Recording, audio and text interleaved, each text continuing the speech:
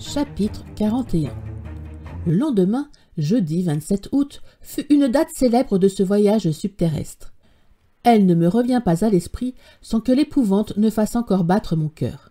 À partir de ce moment, notre raison, notre jugement, notre ingéniosité n'ont plus voix au chapitre et nous allons devenir le jouet des phénomènes de la Terre. À 6 heures, nous étions sur pied.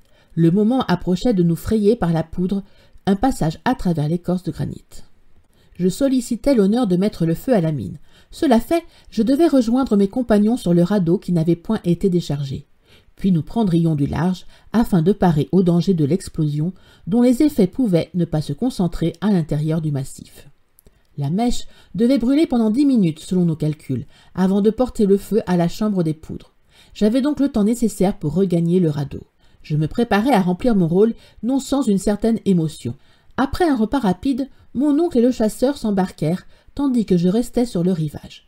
J'étais muni d'une lanterne allumée qui devait me servir à mettre le feu à la mèche. « Va, mon garçon, me dit mon oncle, et reviens immédiatement nous rejoindre. »« Soyez tranquille, mon oncle, je ne m'amuserai point en route. » Aussitôt, je me dirigeai vers l'orifice de la galerie. J'ouvris ma lanterne et je saisis l'extrémité de la mèche. Le professeur tenait son chronomètre à la main. « Es-tu prêt » me cria-t-il. « Je suis prêt. »« Eh bien, feu, mon garçon !» Je plongeai rapidement dans la flamme la mèche qui pétilla à son contact, et tout en courant je revins au rivage. « Embarque, fit mon oncle, et débordons !» Hans, d'une vigoureuse poussée, nous rejeta en mer. Le radeau s'éloigna d'une vingtaine de toises. C'était un moment palpitant. Le professeur suivait de l'œil l'aiguille du chronomètre. « Encore 5 minutes, disait-il. Encore 4. Encore 3. Mon pouls battait des demi-secondes. Encore 2. 1. Croulez, montagne de granit. Que se passa-t-il alors? Le bruit de la détonation, je crois que je ne l'entendis pas, mais la forme des rochers se modifia subitement à mes regards. Ils s'ouvrirent comme un rideau. J'aperçus un insondable abîme qui se creusait en plein rivage. La mer, prise de vertige, ne fut plus qu'une vague énorme sur le dos de laquelle le radeau s'éleva perpendiculairement. Nous fûmes renversés tous les trois. En moins d'une seconde, la lumière fit place à la plus profonde obscurité. Puis je sentis l'appui solide manquer, non à mes pieds, mais au radeau. Je crus qu'il coulait à pic. Il n'en était rien.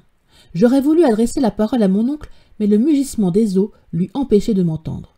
Malgré les ténèbres, le bruit, la surprise, l'émotion, je compris ce qui venait de se passer. Au-delà du roc qui venait de sauter, il existait un abîme.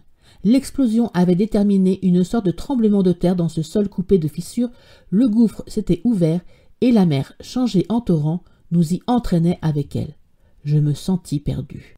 1 heure, 2 heures, que sais-je, se passèrent ainsi. Nous nous serrions les coudes, nous nous tenions les mains afin de n'être pas précipités hors du radeau. Des chocs d'une extrême violence se produisaient quand il heurtait la muraille.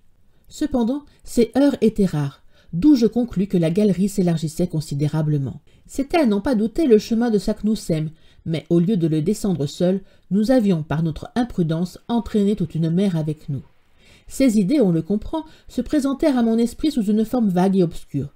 Je les associais difficilement pendant cette course vertigineuse qui ressemblait à une chute. À en juger par l'air qui me fouettait le visage, elle devait surpasser celle des trains les plus rapides. Allumer une torche dans ces conditions était donc impossible et notre dernier appareil électrique avait été brisé au moment de l'explosion. Je fus donc fort surpris de voir une lumière briller tout à coup près de moi. La figure calme de Hans s'éclaira. L'adroit chasseur était parvenu à allumer la lanterne et bien que sa flamme vacillât à s'éteindre, elle jeta quelques lueurs dans l'épouvantable obscurité. La galerie était large. J'avais eu raison de la juger telle. Notre insuffisante lumière ne nous permettait pas d'apercevoir ces 2 murailles à la fois. La pente des eaux qui nous emportaient dépassait celle des plus insurmontables rapides de l'Amérique. Leur surface semblait faite d'un faisceau de flèches liquides décochées avec une extrême puissance. Je ne puis rendre mon impression par une comparaison plus juste. Le radeau, pris par certains remous, filait parfois en tournoyant. Lorsqu'il s'approchait des parois de la galerie, j'y projetais la lumière de la lanterne et je pouvais juger de sa vitesse à voir les saillies du roc se changer en traits continus, de telle sorte que nous étions enserrés dans un réseau de lignes mouvantes. J'estimais que notre vitesse devait atteindre 30 lieues à l'heure. Mon oncle et moi, nous regardions d'un œil hagard à côté au tronçon du mât qui, au moment de la catastrophe, s'était rompu net. Nous tournions le dos à l'air afin de ne pas être étouffés par la rapidité d'un mouvement que nulle puissance humaine ne pouvait enrayer. Cependant, les heures s'écoulèrent. La situation ne changeait pas, mais un incident vint la compliquer. En cherchant à mettre un peu d'ordre dans la cargaison, je vis que la plus grande partie des objets embarqués avait disparu au moment de l'explosion, lorsque la mer nous assaillit si violemment. Je voulais savoir exactement à quoi m'en tenir sur nos ressources, et la lanterne à la main, je commençais mes recherches. De nos instruments, il ne restait plus que la boussole et le chronomètre. Les échelles et les cordes se réduisaient à un bout de câble enroulé autour du tronçon de mât. Pas une pioche, pas un pic, pas un marteau, et malheur irréparable, nous n'avions pas de vivres pour un jour.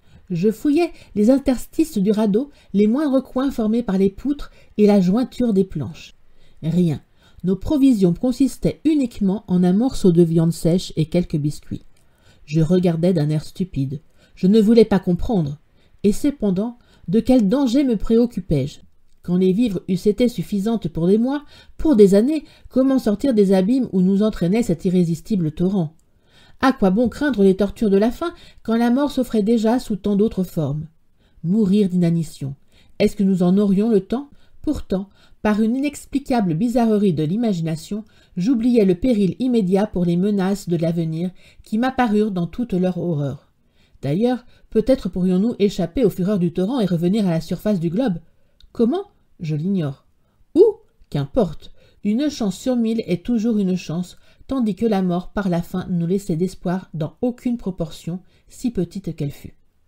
La pensée me vint de tout dire à mon oncle, de lui montrer à quel dénuement nous étions réduits, et de faire l'exact calcul du temps qui nous restait à vivre. Mais j'eus le courage de me taire. Je voulais lui laisser tout son sang-froid. En ce moment, la lumière de la lanterne baissa peu à peu et s'éteignit entièrement. La mèche avait brûlé jusqu'au bout. L'obscurité redevint absolue. Il ne fallait plus songer à dissiper ces impénétrables ténèbres. Il restait encore une torche, mais elle n'aurait pu se maintenir allumée. Alors, comme un enfant, je fermai les yeux pour ne pas voir toute cette obscurité. Après un laps de temps assez long, la vitesse de notre course redoubla. Je m'en aperçus à la réverbération de l'air sur mon visage. La pente des eaux devenait excessive. Je crois véritablement que nous ne glissions plus. Nous tombions.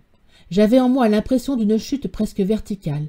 La main de mon oncle et celle de Hans cramponnée à mes bras me retenaient avec vigueur. Tout à coup, après un temps inappréciable, je ressentis comme un choc. Le radeau n'avait pas heurté un corps dur, mais il s'était subitement arrêté dans sa chute. Une trombe d'eau, une immense colonne liquide s'abattit à sa surface. Je fus suffoqué, je me noyais. Cependant, cette inondation soudaine ne dura pas. En quelques secondes, je me trouvais à l'air libre que j'aspirais à plein poumon. Mon oncle et Hans me serraient le bras à le briser, et le radeau nous portait encore tous les trois.